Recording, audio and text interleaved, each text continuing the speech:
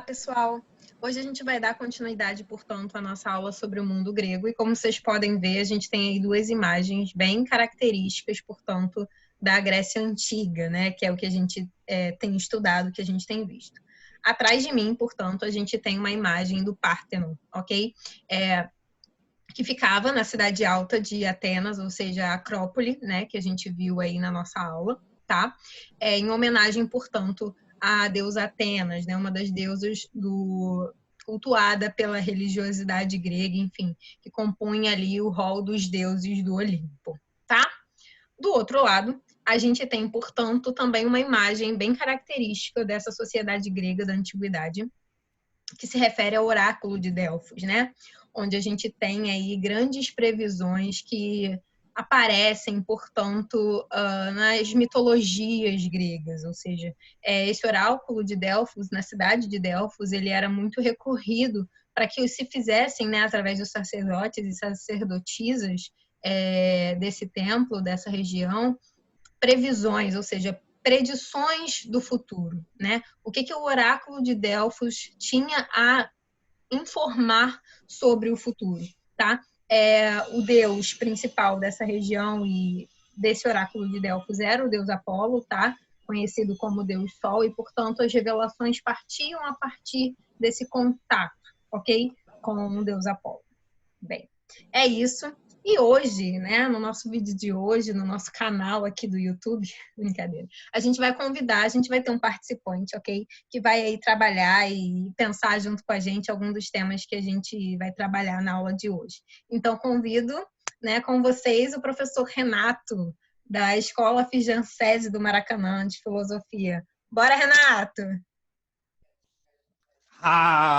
Estou aqui. Obrigado pelo Muito convite. bem-vindo! Obrigado, meus queridos, bonitos alunos. Eu só tenho alunos bonitos. Alguns aqui é a primeira vez que estão me vendo, porque eu não sou professor de todos do primeiro ano. Mas, de qualquer maneira, estou muito contente de poder estar aqui com vocês hoje. Eu estou aqui no Oráculo de Delfos, onde no âmbito da filosofia ele também tem uma grande importância, que é onde Sócrates vai fazer a frase dele, onde vai surgir aquela frase dele, eu só sei que nada sei. Vai ser a partir do que está no oráculo de Delfos, que é o conhece-te a ti mesmo, que vinha escrito em volta do templo, na porta, do oráculo de Delfos. Então, dona Gabi, vamos começar a brincadeira aí. Bota aí assim. Vamos voltar para a sala de aula e vamos botar esse slide aí para a gente começar. Pois é, e antes da gente começar, curioso é que exatamente foi essa frase que eu vi ali no esquema de quadro e que me instalou e falei assim, cara, tem que chamar o Renato para a gente pensar aí, para ele poder contribuir nessa aula. Então vamos lá. Só aceitei porque ela tá pagando, hein, gente? O almoço, gente, no Manjericão. Bora lá. Bom, o primeiro assunto, né, se refere aos deuses gregos, então acho que é melhor a gente já até pular para o... Para. Volta de novo, que você estava falando, depois na hora de editar vai ficar difícil. Começa a falar só quando você abrir o slide, porque você estava ainda com o PowerPoint aberto ali e estava aquela coisa ainda, não estava a apresentação, entendeu o que eu tô falando? Tá. Pausa? Não precisa pausar não. Eu já sei da onde mais ou menos. Acho que são 4 minutos. Eu vou ter que editar nesse momento. Tá. Abre. Isso. Agora começa a falar. Bom, agora a gente começando com o slide, o primeiro tópico que está apresentado para a gente falar é sobre os deuses gregos, então vamos passar, portanto, eu até extrair essa imagem, né, esse texto, através de imagem do livro didático de vocês, que fala um pouquinho sobre os deuses gregos, ok? Bom, uma coisa importante, né, que eu pensei em falar com vocês sobre isso, é que a gente vem tentando estudar as religiosidades, as formas de expressão, as crenças, né, dessas civilizações da antiguidade. Agora a gente está trabalhando essa civilização grega e a gente vê que existem muitos pontos de similaridade, né, principalmente em relação à questão religiosa, né? A gente falou da questão do politeísmo, enfim. Os gregos, né, da antiguidade é um grande exemplo disso. A gente tem aí o rol dos deuses gregos, os deuses do Olimpo, né? E aí a gente tem vários, tem Zeus, Atena, Apolo, Afrodite, Poseidon, Hades, enfim, vários que estão aqui listados para vocês, cada um com as suas funções, né? Cada um com as suas particularidades, as razões pelas quais se recorriam. Um ponto importante também é que, apesar de os gregos cultuarem todos esses deuses, cada cidade tinha o seu deus principal ou a sua deusa principal que era cultuada. Atenas, por exemplo, é um grande exemplo disso, né? Recebe o nome em função da deusa Atena. Bom, e uma outra coisa muito importante que eu queria também falar com vocês sobre essa questão dos deuses do Olimpo é o quanto a cultura ela se mistura, né? A gente viu várias civilizações da Antiguidade Oriental, agora a gente está vendo a civilização grega e veremos a civilização romana mais na frente, e o quanto a civilização romana também é herdeira, né, das práticas culturais da Grécia Antiga, né? Porque se a gente vê aqui, por exemplo, o deus Zeus, ele é assimilado pelos romanos e com outro nome, né, de Júpiter. A gente tem, portanto, a Afrodite, que é nomeada Vênus. A gente tem Poseidon, que é Netuno. A gente tem o Hades, que é Plutão. Então, assim, houve uma mistura, né? Uma assimilação por parte dos romanos da cultura e da manifestação religiosa dos povos gregos. Eu acho que, em síntese, era isso que eu tinha para falar para vocês sobre os deuses gregos, ok? Renato, não sei se sobre isso você tem alguma contribuição. Não tem muita coisa, não. Aqui, quando a gente fala, por exemplo, da mitologia grega, a gente tem que ter, primeiramente, alguns alunos já viram isso comigo, os outros devem ter visto isso com os outros professores de filosofia. Eu não sei se vocês são alunos do Gabriel ou se são alunos do Mano, né? Então, meus, eu sei que tem o pessoal da manhã e uma turmazinha da tarde. As outras duas, eu não sei quem é o professor, mas eles já devem também ter falado isso com vocês. Que quando a gente fala de mitologia, a mitologia é o primeiro modelo de pensamento que o homem vai ter na busca de entender as coisas que estavam além da compreensão dele. Só que às vezes a gente bota num patamar, vou até sair um pouco da Grécia, que a gente considera que a mitologia, às vezes a gente pensa que surgiu na Grécia Antiga. Não. Sempre existiu mitologia. Sempre existiram povos que acreditavam em divindades sobrenaturais. E todas elas tinham como objetivo o quê? Explicar a cosmogonia. O que é a cosmogonia? É a explicação da origem do cosmos, ou seja, de tudo que existe, utilizando-se do sobrenatural. No caso da mitologia grega, ela tem de especial o quê? É que ela vai se contrapor e vai também, entre aspas, ela vai se contrapor num determinado momento, mas a filosofia propriamente dita também vai usar os recursos da mitologia para poder desenvolver a sua linha de pensamento, a sua linha de raciocínio. Então, quando a gente, por exemplo, vai trabalhar o mito da caverna de Platão, por exemplo, ali tem muita coisa de mitologia ali, tem muitas questões ali do âmbito sobrenatural. E o que acontece? E por que a gente tem essas informações? Primeiramente, a mitologia ela era toda oral, oralizada. Então, não tinham muitas informações, muitos dados precisos para poder registros desses relatos. E aí, graças a esses dois camaradinhas aí, que eu vou botar a fotinha aqui, ó, o tio Homero e o tio Exídio, esses dois bonitões, ó, pessoal que quando tiver filho, não sabe o nome para botar, pode botar Homero, porque Exídio, a Gabi já falou que vai botar o nome do filho dela. Então, sim, por favor, não quero ninguém com nome igual. Sim, eles não pode repetir nome. Por isso que não tem professor Renato na escola. Quando tinha um, eu pedi para não contratar, ele foi embora.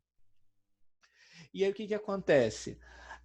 Quando a gente fala da filosofia, esses dois camaradas são os grandes responsáveis por fazer essa difusão, conseguir essa propagação dessa ideia da filosofia nas cidades nas polis e nas cidades gregas, nas colônias gregas, né?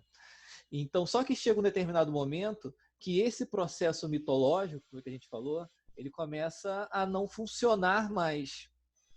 Então, começa a se surgir um modelo de entender o universo, entender o homem, entender tudo, mas a partir da razão, deixando o sobrenatural um pouco de lado. Ah, professor, mas acaba? Não, não acaba.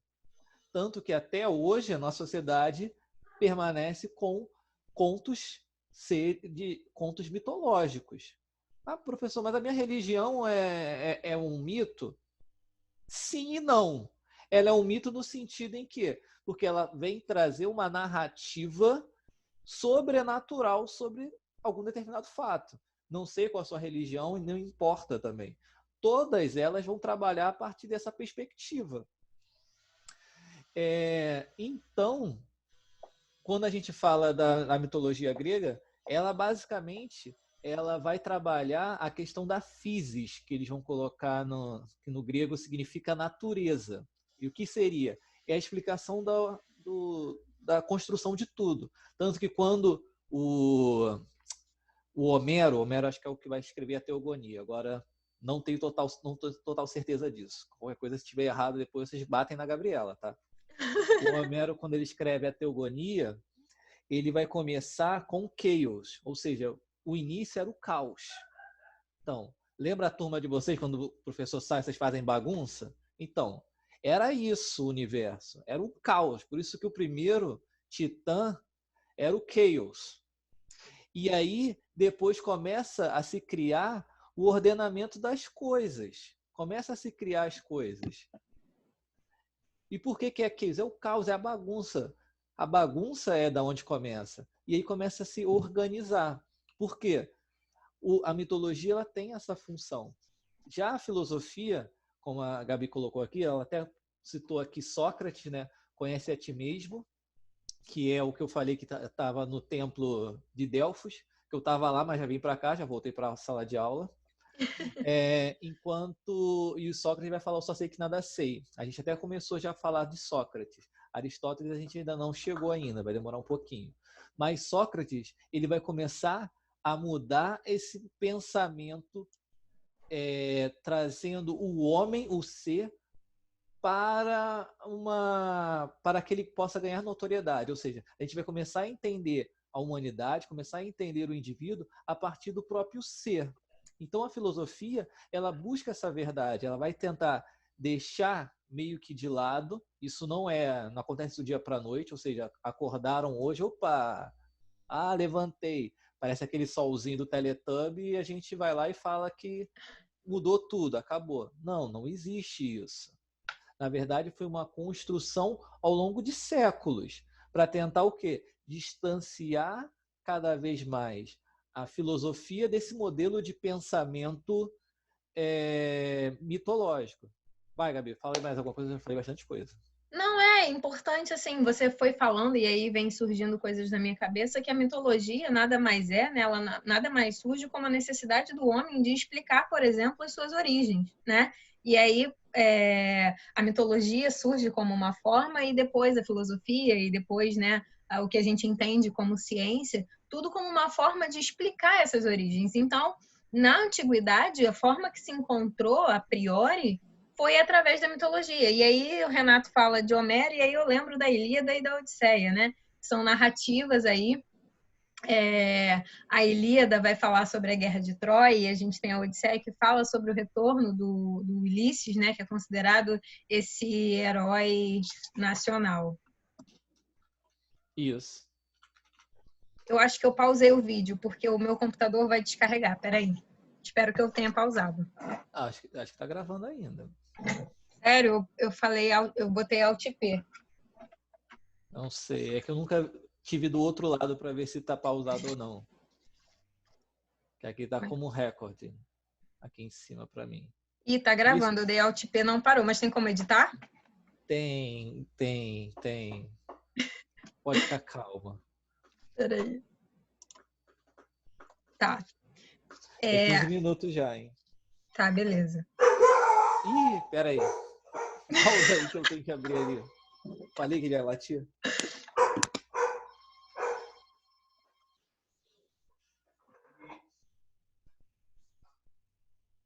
Tá gravando. Não sei. Tem que ver.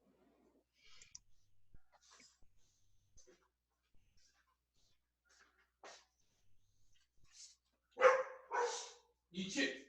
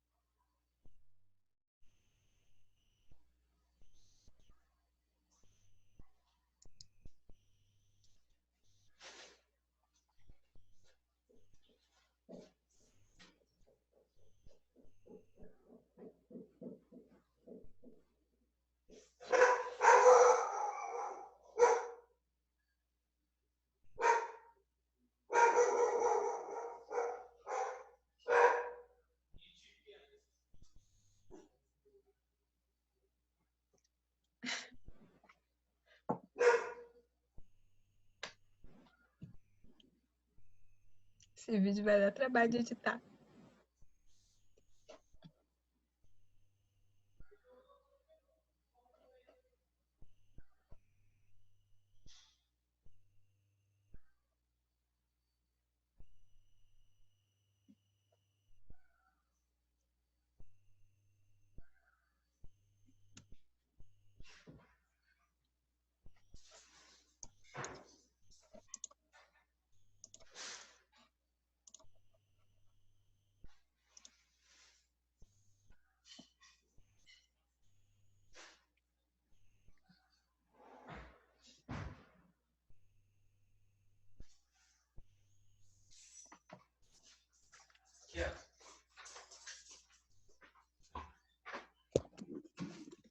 Oi, voltei.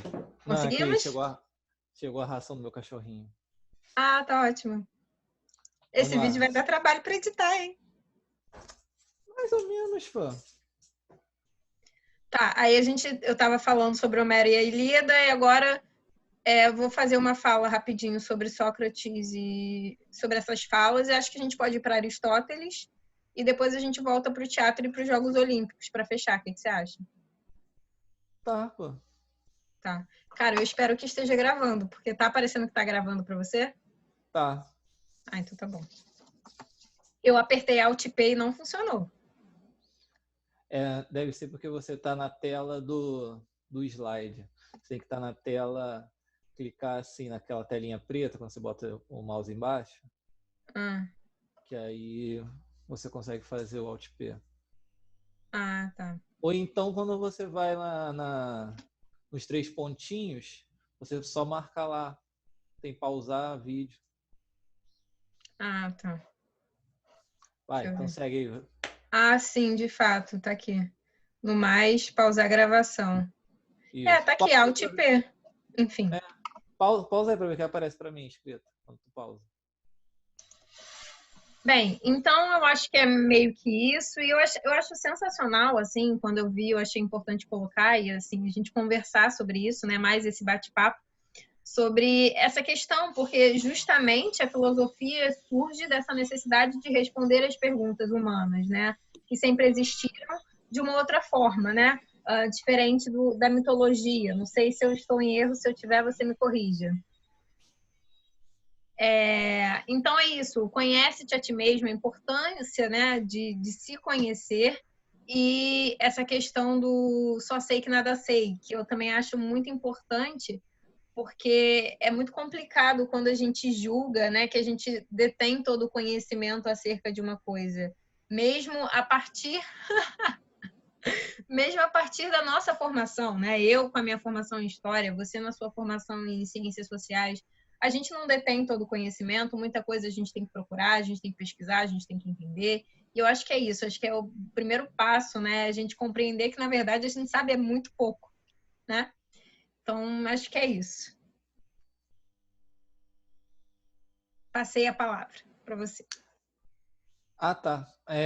Foi mal. Aristóteles, só para. Então, ela falou do conhece a ti mesmo, né? Que é o. Quando a gente ia falar da questão do oráculo de Delfos, o Sócrates, ele, nessa visão da filosofia, quando ele fala o só sei que nada sei, ele é considerado o homem mais sábio de toda a Grécia, por essa frase. Por quê? A partir do momento que ele consegue identificar e reconhecer a sua própria ignorância, ou seja, ele identifica que ele não sabe, ele está disposto a conhecer, aprender, descobrir mais sobre tudo. Normalmente eu faço isso com vocês na sala de aula, mas como não tem aqui, quem vai ter que ser a cobaia vai ser a Gabi, né? Então, tia Gabi, responde aí para mim. Ela, viu a cara dela de espanto, né? Ela não estava esperando isso. Não tô, isso não foi combinado. Eu já aviso logo que isso não foi combinado nos bastidores. Eu nem sei o que vem por aí. Vai lá, Renato. O que é uma coisa que você acha que você sabe muito? De história, alguma parte de história que você sabe muito? Cara, uma coisa que eu sei muito. Ou da vida de alguém da tua rua? Não. Cara, eu acho que eu sei muito, eu sei bastante sobre mim. Eu acho que se eu tiver que escolher uma coisa que eu sei muito, eu acho que eu me conheço bastante, mas ainda assim eu acho que tem muita coisa que eu não conheço. Agora, Então, nem de história eu acho que eu sei muito. Imagina, gente, mais de 2.000 anos de história, 5 continentes. Tem muita coisa, muita coisa da história que eu não sei. Então, acho que assim, eu diria que a mim eu conheço bastante, mas ainda assim, bem pouco.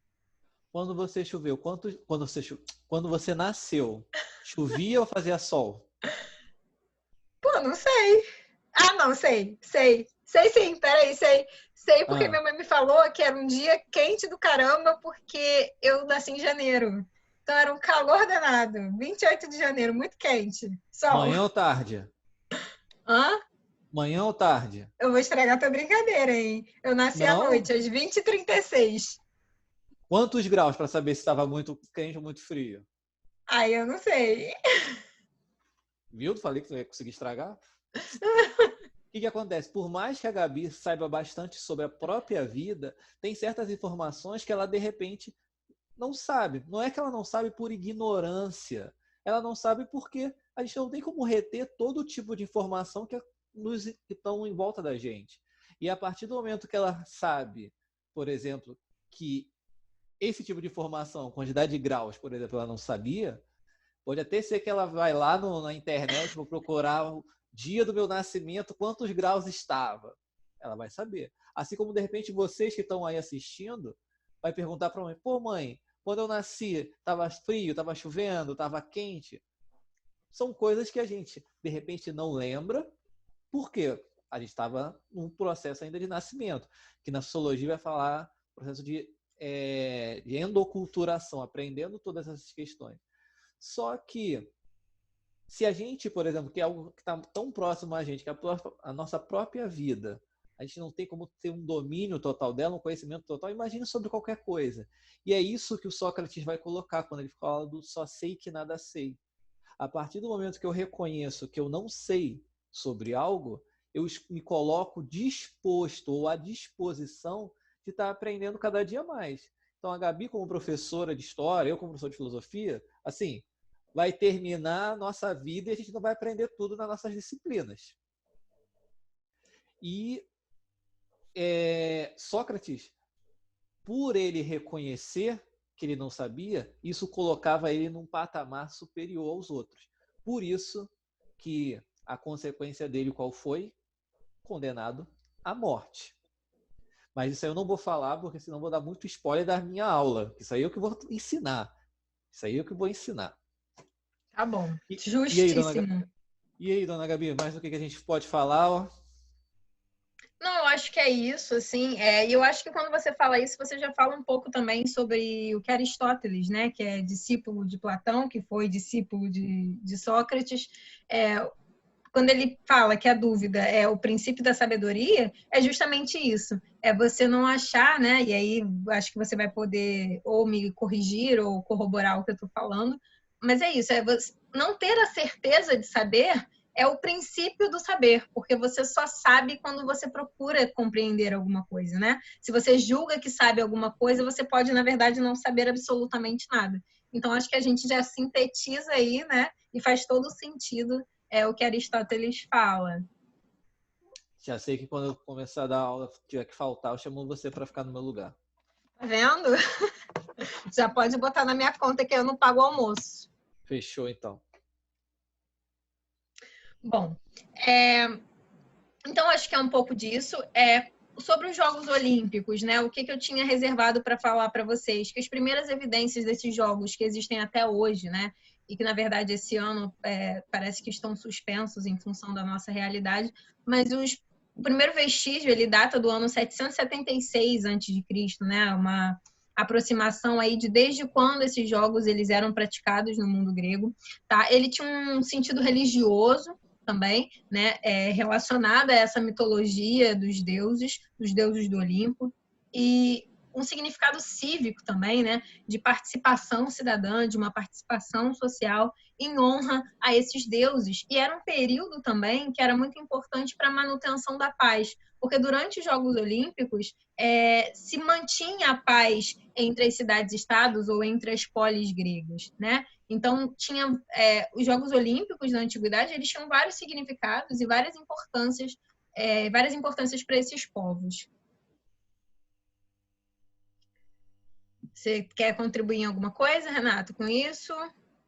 Não, nos Jogos Olímpicos eu não sei, não tenho tanta informação. Eu sei mais essa relação que a chama olímpica, né, eram os próprios deuses que passavam para eles poderem fazer essa disputa, né? Que no início, no período antigo, da Grécia Antiga, essa disputa ela tinha um caráter mais colaborativo. Não era uma ideia de uma competição como a gente tem, de recordes nesse sentido. Sim. Mas eu não... Porque a gente tem que pensar que quando a gente fala de Jogos Olímpicos, a gente fala de Grécia Antiga principalmente, assim, já falei isso para vocês, não sei se vocês lembram. Não tinha Big Brother grego naquela época, não tinha Twitter grego. Então, as opções de entretenimento não são as mesmas que a gente tinha. Então, por exemplo, os Jogos Olímpicos, os Jogos, era uma grande festividade onde a gente poderia reunir pessoas de várias cidades ali, das cidades gregas, no caso. O teatro que a Gabi falou era um grande momento, ou seja, a gente não tem. Hoje a gente, por exemplo, vocês estão em casa nesse período de pandemia, mas vocês vão lá, Netflix. Bota no Globosat, bota no HBO. Twitter, jogos. Sim, só que não tinha essa opção. Então, para ele se entreter e aprender também, até porque as tragédias gregas, por isso tem esse nome de tragédia, né? Toda ela tem por trás um caráter de construção da sociedade, de apresentar quais são as regras, quais são as efetivas realizações que a cidade já fez ou não. Então, ela quer tentar também fazer essa construção do cidadão no meio desse mundo. O teatro grego, né? E os jogos, e também, que não está nem aqui, mas de certa maneira também faz parte disso, que entra também aqui na questão da própria filosofia, na verdade, né? Que são os debates da Ágora, principalmente, que era onde aconteciam os debates da política da Grécia Antiga. Então, ó, tem até uma fotinha aqui que a gente vai botar também da Ágora. Esses debates aconteciam lá e as pessoas iam para lá. É claro que nem todos participavam pelaquela definição, que a gente já sabe, nem todo mundo tinha a possibilidade de se manifestar politicamente dentro da Grécia. No entanto, a possibilidade de assistir, ela era mais ampla. Então, o que que acontece? Os indivíduos iam para lá para discutir sobre a cidade, mas principalmente porque saber o que está acontecendo. Não tem Facebook, não vai popar no WhatsApp deles. Eles são quase igual a mim, sem WhatsApp. Então, o que que acontece? Dentro desse sentido, o teatro, os jogos, a própria agro, a filosofia, também são maneiras... Ai, cachorro chato. Deixa eu só me lembrar, eu tenho que lembrar, eu queria finalizar. Não, deixa eu pegar lá e finalizo a ideia. Peraí. Tá.